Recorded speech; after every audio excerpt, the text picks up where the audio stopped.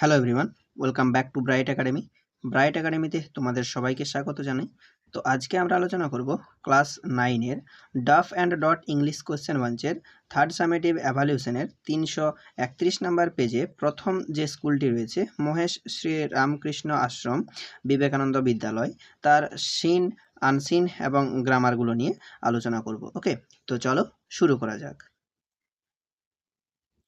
তো দেখো এখানে তোমাদের সিন প্যাসেজের রিডিং কম্প্রিহেনশন যে সিনটা রয়েছে এটি তোমাদের নেওয়া হয়েছে দ্য শিপরেক্ট সেলর থেকে। ওকে, তো আমি এর মিনিংটা আর পড়ছি না, তো একবারে আমরা চলো কোশ্চেনে চলে যাই। ওকে, তো তোমাদের জন্য আমি এখানে এর যে মিনিং সেটা আমি এখানে দিয়ে দিয়েছি, তোমরা চাইলে এখান থেকে পড়ে নিতে পারো। ওকে, তো চলো আমরা ডিরেক্ট একদম কোশ্চেনে চলে যাই।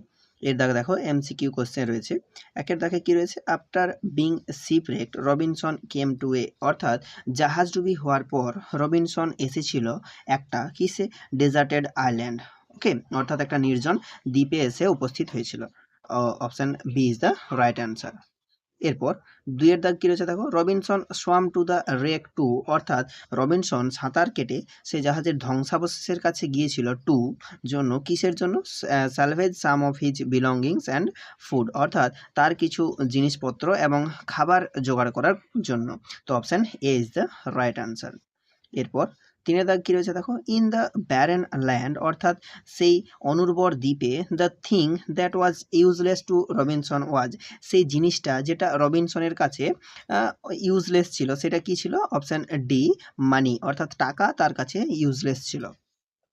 এরপর চারের দাগ কী রয়েছে, the reason for the shipwreck Robinson Crusoe suffer from was, অর্থাৎ যে কারণে রবিনসন ক্রুশোর জাহাজডুবি হয়েছিল সেটা কী ছিল।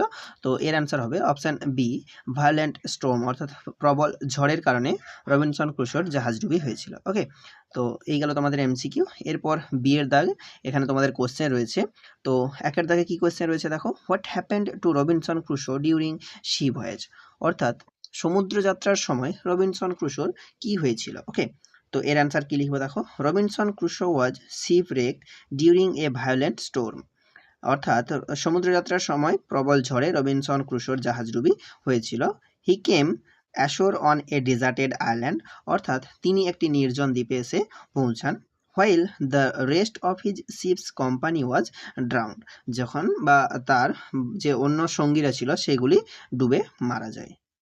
ওকে, এরপর দুইয়ের দাগ কি কোশ্চেন রয়েছে দেখো, why did he call the island of despair, অর্থাৎ তিনি সেই দ্বীপটাকে কেন হতাশার দ্বীপ বলেছেন। ওকে, তো এর অ্যান্সার কি লিখবে দেখো, he called it the island of despair because he was alone, had no food, house or clothes and fear that he would be attacked by wild beast. কী রয়েছে, he called it the island of despair, তিনি এটাকে হতাশার দ্বীপ বলেছেন, because কারণ, he was alone তিনি একাকী ছিলেন, হ্যাড নো ফুড তার কাছে না ছিল খাবার, হাউস বাড়ি, অর ক্লোথস অথবা পোশাক কিছুই ছিল না, অ্যান্ড ফিয়ার্ড এবং তিনি ভয় পেতেন, দ্যাট যে, he would be attacked by wild beast তাকে হয়তো বা তার উপর হয়তো কোনো বন্য পশু আক্রমণ করতে পারে, সেই জন্য তিনি সেই দ্বীপটাকে হতাশার দ্বীপ নাম দিয়েছিলেন। ওকে, তো আমি দেখো তোমাদের জন্য এখানে বাংলা মিনিংগুলোও লিখে দিয়েছি, তোমরা চাইলে এখান থেকে পড়ে নিতে পারো। এরপর তিনের দাগ কি কোশ্চেন রয়েছে দেখো, why was the money useless to him, অর্থাৎ টাকাটা তার কাছে কেন ইউজলেস ছিল। তো এর অ্যান্সার কি লিখবো দেখো, the money was useless to him because he was on a barren deserted island where there was no trade or any one with whom he could use it. কী রয়েছে দেখো, the money was useless to him, অর্থাৎ টাকাটা তার কোনো কাজে আসেনি, because কারণ, he was on a barren deserted island তিনি কোথায় ছিলেন, একটা ব্যারেন অর্থাৎ অনুর্বর, ডেজার্টেড আইল্যান্ড একটা নির্জন দ্বীপে ছিলেন, হোয়ার দেয়ার ওয়াজ নো ট্রেড যেখানে কোনো ব্যবসা বাণিজ্য ছিল না, or any one with whom he could use ইট এমনকি সেখানে কোনো মানুষও ছিল না যার সঙ্গে তিনি এটা ব্যবহার করতে পারেন, ওই জন্য টাকাটা তার কোনো কাজে আসেনি। এরপর দুইয়ের দাগ, এখানে তোমাদের পোয়েম সিন রয়েছে। তো পোয়েমটা তোমাদের নেওয়া হয়েছে দ্য নর্থ শিপ থেকে। তো দেখো এর পোয়েমটারও আমি এখানে মিনিং দিয়ে দিয়েছি, তোমরা চাইলে এখান থেকে পড়ে নিবে। ওকে, তো চলো আমরা ডিরেক্ট কোশ্চেনে চলে যাই। এর দাগে কি রয়েছে দেখো, টিক দ্য কারেক্ট অ্যান্সার, অর্থাৎ সঠিক উত্তরটিতে টিক দিতে বলেছে। একের দাগে কি রয়েছে, the sea over which the third ship was moving was, অর্থাৎ কি বলেছে, দ্য সি সমুদ্রটা, ওভার হুইচ যেটার উপরে, the third ship was moving was যেটার উপরে তৃতীয় জাহাজটা চলছিল, তা ছিল কেমন ছিল, তো এর অ্যান্সার হয়ে যাবে option number C, calm and very cool, অর্থাৎ ঠান্ডা এবং খুব শান্ত, শান্ত এবং খুব ঠান্ডা। ওকে, দুইয়ের দাগ কি রয়েছে, the decks of the third ship shone, অর্থাৎ তৃতীয় জাহাজটির ডেকগুলি ঝলমল করছিল কেমন, এরও অ্যান্সার হয়ে যাবে অপশন সি, ফ্রস্টিলি, অর্থাৎ বরফের মতো। এরপর তিনের দাগে কি কোয়েশ্চেন রয়েছে দেখো, the third ship was equipped to, অর্থাৎ যে তৃতীয় জাহাজ সেটা প্রস্তুত ছিল কিসের জন্য, এর অ্যান্সার হবে option C, go on a long voyage, অর্থাৎ দীর্ঘ যাত্রা করার জন্য প্রস্তুত ছিল। এরপর চারের দাগ কি রয়েছে দেখো, the ship that did not return was the, অর্থাৎ যে জাহাজটা ফিরে আসেনি তা হলো, এটা হবে option C, the third ship, অর্থাৎ তৃতীয় জাহাজটা। এরপর এখানে তোমাদের কোশ্চেন রয়েছে দেখো, অ্যান্সার বি এর দাগ, অ্যান্সার দ্য ফলোইং কোশ্চেন্স। একের দাগ কি রয়েছে, describe the journey of the third ship, অর্থাৎ এখানে তৃতীয় জাহাজটির যাত্রাপথের বর্ণনা দিতে বলেছে। ওকে, তো কি লিখবে দেখো এর answer, the third ship sailed towards the north over the darkening sea, no wind blew and the decks shone frostily. The northern sky rose high and black over the proud, unfruitful sea. While the other ships returned, the third ship went wide and far into an unforgiving sea under a fire-spilling star. It was rigged for a long journey. তো এইটা লিখবে একের দাগের answer. তো দেখো আমি এখানে মিনিংটা লিখে দিয়েছি, ওই জন্য আর বলছি না, তোমরা এখান থেকে দেখে নিও। দুইয়ের দাগ কি রয়েছে দেখো, what does the poet mean by a fire spilling star, অর্থাৎ কবি ফায়ার স্পিলিং স্টার বলতে কি বুঝিয়েছেন, তো এর অ্যান্সার কি লিখবে, by fire spilling star the poet means a bright comet or a shooting star that seems to spill fire or flames in the sky. Okay, এরপর তিনের দাগ কি রয়েছে দেখো, what speciality did the poet observe in the ships on the on sea, অর্থাৎ কবি সমুদ্রের জাহাজগুলিতে কি বিশেষত্ব লক্ষ্য করেছিলেন, তো এর অ্যান্সার কি লিখবে, the poet observe that while the other ship come back the third ship alone went far away into the unforgiving sea, it was different from the other because it was prepared for a long journey. Okay, তো এই গেল তোমাদের poem scene. ওকে, তো দেখো এখানে poem scene থেকে আমি তোমাদের কিছু ইম্পর্ট্যান্ট ভোকাবুলারি দিয়ে দিয়েছি, তোমরা এইগুলো এদের যে মিনিংগুলো রয়েছে সেগুলো একটু দেখে নাও। ওকে, এরপর এখানে তোমাদের রিডিং কম্প্রিহেনশন আনসিন রয়েছে। তো দেখো আনসিনটা কি রয়েছে, লাইফ ইজ এ স্ট্রাগল, অর্থাৎ জীবন হলো একটি সংগ্রাম, we lives in deeds and not in years, অর্থাৎ আমরা কাজের মাধ্যমে বেঁচে থাকি, বছর গণনার মাধ্যমে নয়। ওকে, তো আমি আনসিনের মিনিংটা পড়ছি না, আমি তোমাদের জন্য আনসিনের মিনিংটা এখানে দিয়ে দিয়েছি। ওকে, তো তোমরা এখান থেকে পড়ে নিও। চলো আমরা ডিরেক্ট কোশ্চেনে চলে যাই। দেখো এর দাগে রয়েছে এমসিকিউ কোশ্চেন।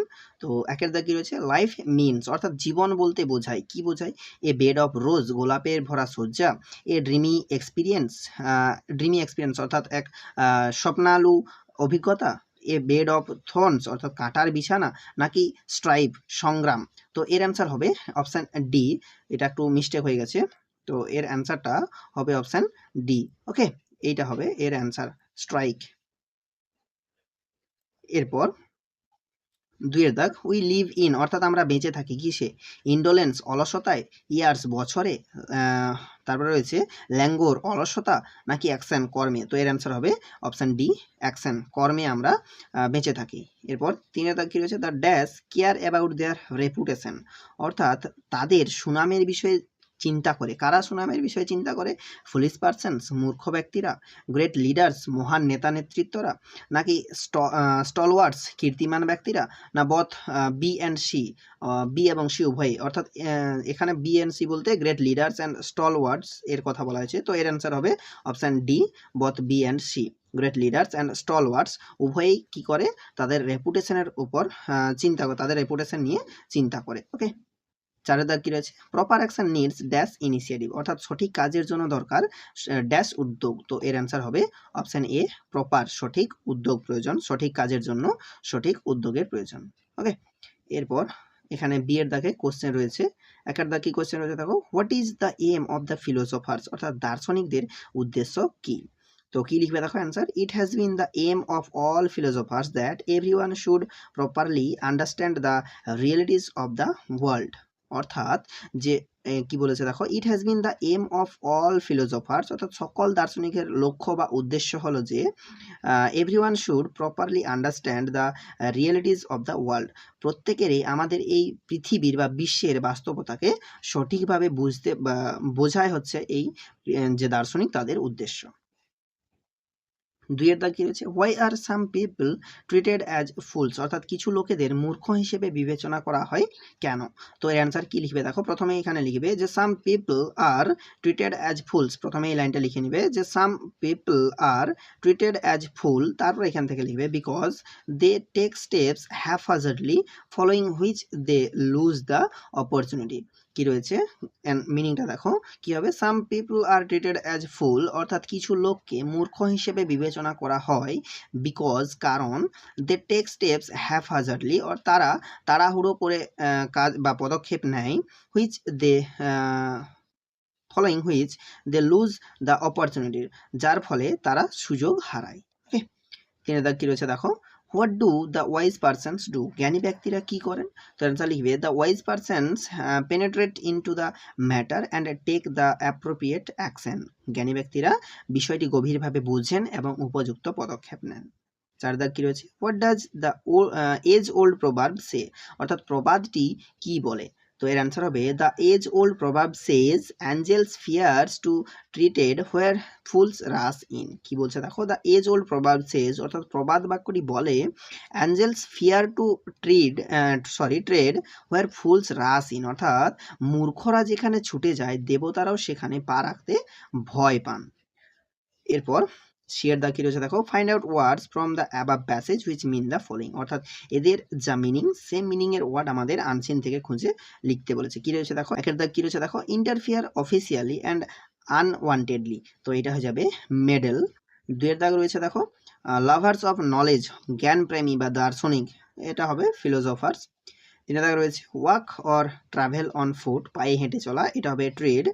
চার দাগ রয়েছে টু ফাইট এগেনস্ট অবস্টেকলস, অর্থাৎ বাধার বিপক্ষে লড়াই করা, এটা হবে স্ট্রাগল।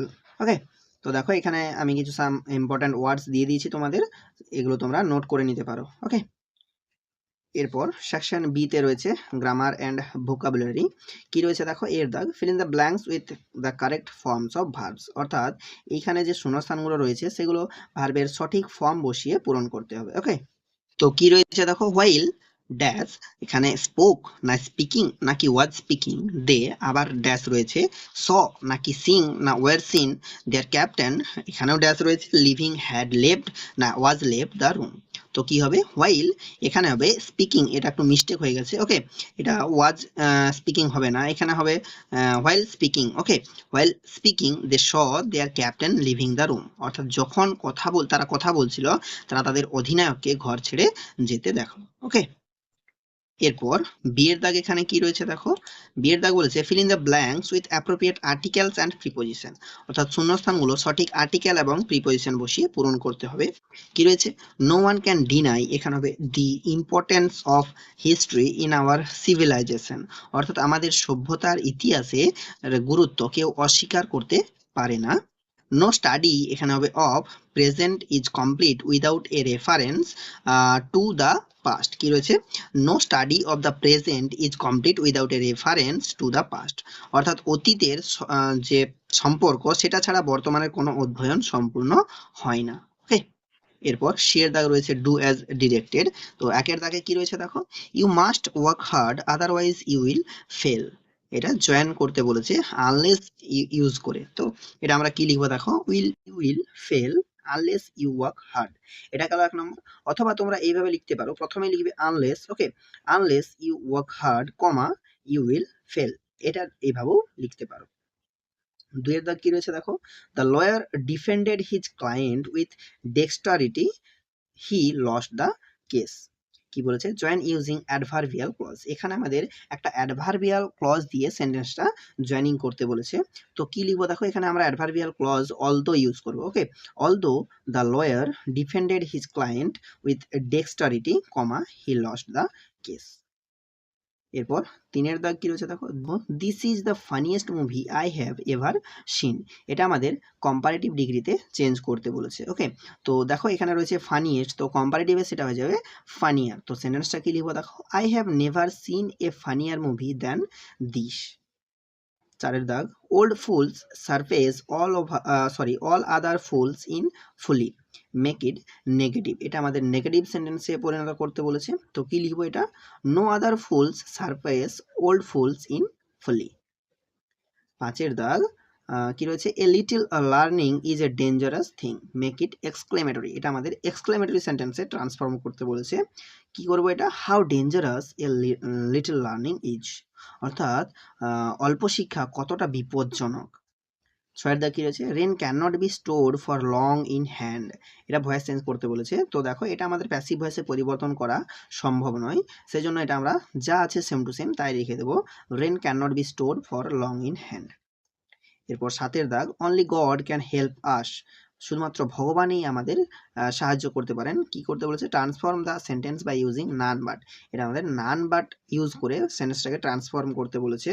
তো দেখো অনলির পরিবর্তে আমরা নান বাট বসাবো, বাকি সেন্টেন্স যা আছে সেম টু সেম লিখে দেবো। তো অনলির পরিবর্তে কি লিখবো, নান বাট, বাকি গড ক্যান হেল্প আস লিখে দেবো। ওকে, অর্থাৎ ঈশ্বর ছাড়া আর কেউ আমাদের সাহায্য করতে পারে না। 8 দাগ, as soon as he reached school the bell rang. এটা কি বলেছে, transform the sentence by using scarcely and when. তো আমরা কোথায় স্কেয়ারলি বসাবো এবং কোথায় হোয়েন বসাবো, তো দেখো এই যে এখানে অ্যাজ সুন অ্যাজ রয়েছে, এখানে আমরা বসাবো স্কেয়ারলি এবং তারপর হ্যাড বসাবো। ওকে, তো অ্যাজ সুন অ্যাজ এর পরিবর্তে লিখেছি দেখো স্কেয়ারলি হ্যাড, এরপর এখান থেকে লিখবে হি রিচড স্কুল দিয়ে এই কমার এখানে লিখে দেবে হোয়েন, হোয়েন দিয়ে এখানে আমরা সেন্টেন্সটাকে জয়েন করব। তো scarcely had he reached school when the bell rang, এটা হয়ে যাবে আমাদের সেন্টেন্স। 9 দাগ কি রয়েছে, the girl can not but obey her teacher. তো দেখো এই যে ক্যান নট বাট, এই বাট এর পরিবর্তে এই বাটটাকে আমাদের তুলে দিতে হবে। এখানে বলেছে transform the sentence by using help, help use করতে বলেছে। তো আমাদের এখানে বাট যে রয়েছে লিঙ্কার, এটা আমাদের তুলে দিতে হবে। তো এখানে কি লিখবো, the girl can not help obeying her teacher. এরপর 10 দাগ কি রয়েছে, as soon as the engine reached the road it began to behave in a strange manner. এটা কি বলেছে, transform the sentence by using no sooner and then. তো এটাও ঠিক 8টার মতোই, এখানে অ্যাজ সুন অ্যাজ এর পরিবর্তে আমরা লিখব no sooner had. Okay, as soon as এর পরিবর্তে লিখব নো সুনার, তারপরে হ্যাড যোগ করব। তো কি হবে সেন্টেন্সটা দেখো, no sooner had the engine reached the road, এবং এইখানে যে কমা রয়েছে এই কমাটা তুলে দিয়ে আমরা বসাবো then. Okay, then it began to behave in a strange manner. এরপর ডি এর দা কি রয়েছে, rewrite the sentence replacing the underline words with appropriate phrasal verb. অর্থাৎ এখানে যে ওয়ার্ডগুলোতে আন্ডারলাইন করা রয়েছে তাদের পরিবর্তে তাদের ফ্রেজাল ভার্ব লিখতে হবে। তো প্রথমে রয়েছে দেখো উইথড্রন, তো এটা হয়ে যাবে কল্ড অফ। 2 এর দাগ সেন্ড ফর, এটা হবে কল ইন। 3 এর দাগ রয়েছে রেজিস্ট, এটা হবে ফাইট এগেনস্ট। 4 এর দাগ রিজেক্টেড, এটা হবে টার্ন ডাউন। ওকে, তো আজ এই পর্যন্তই, চলো দেখা হচ্ছে আবার নেক্সট ভিডিওতে। তো ভিডিওটা কেমন লাগলো অবশ্যই কমেন্ট করে জানাবে। যদি এরকম ভিডিও পছন্দ হয় তাহলে আমি তোমাদের এইভাবে ভিডিও দেবো, না হলে বই আগে যেমনভাবে বইয়ে লিখে দিতাম তোমরা যদি বলো সেইভাবে আমি বইয়ে লিখে দেবো। কমেন্টে জানিও কোনটা তোমাদের পছন্দ। ওকে।